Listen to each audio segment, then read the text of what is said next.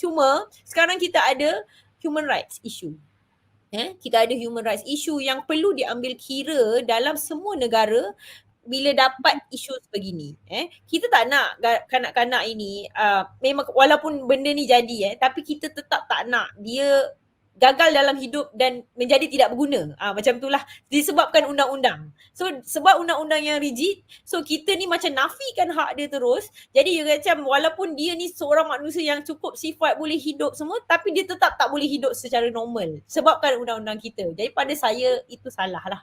Itu salah sebab kita ada undang-undang yang lain, undang-undang yang lain yang boleh dirujuk seperti undang-undang antarabangsa. So undang-undang antarabangsa ni sifatnya begitu general sebenarnya. Jadi dia memang pulangkan kepada mana-mana negara ikut kita punya praktis, ikut kita punya cara menguruskan negara tu. Dia memang bukan sifat undang-undang antarabangsa ni kecuali dia customary international law lah undang-undang ni.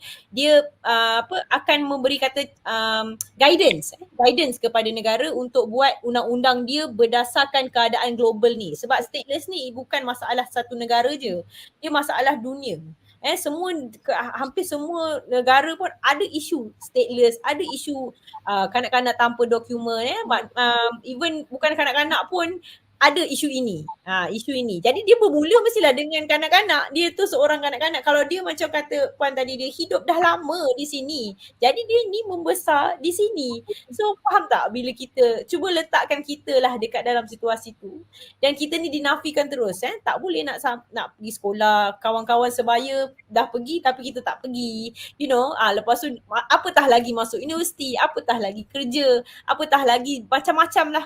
So dia dah rasa failure dah hidup dia sebabkan undang-undang. So saya sebabkan saya ni di dalam bidang undang-undang, saya selalu nampak yang kalau kita ni gagal uruskan berdasarkan undang-undang, kalau kita ni gagal untuk lihat secara keseluruhan konteks ataupun kesan undang-undang ni kepada masyarakat kita, maksudnya kita akan gagal. Negara kita akan gagal lah. Itu untuk to put it like you know in a very macam unkind way lah untuk cakapkan begitu. Tapi itulah tunjangnya satu negara iaitu undang-undang.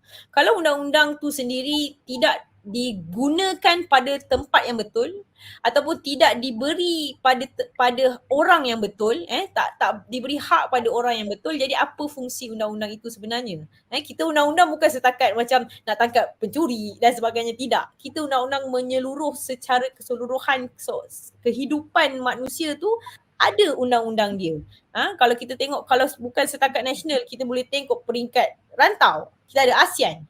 Kita boleh tengok peringkat dunia, kita ada international law. So banyak yang kita boleh lihat dan you know application kepada negara tu boleh diambil lah, contoh tu boleh diambil. So kalau undang-undang juga gagal untuk bertindak sebagai ejen yang rectify apa benda masalah yang kita ada ni, jadi seperti kita tiada undang-undang lah, kita back to you know macam barbaric days lah, kita tak bertamadun.